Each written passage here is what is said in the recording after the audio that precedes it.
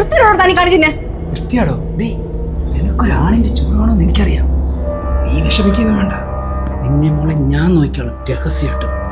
ആരും അറിയില്ല. ഇനി ഒരക്ഷരം വേണ്ടിയാ കുത്തി മാറി കളഞ്ഞേ. വെളിയില് ഓ, അവള് വലിയ ശീലാവതി. എടി, നിന്റെ അവിഹിതം അറിഞ്ഞിട്ടല്ലേ അവൻ കയറി തൂങ്ങിയത്. ഇറങ്ങിപ്പോടാ പട്ടി. വെളിയില്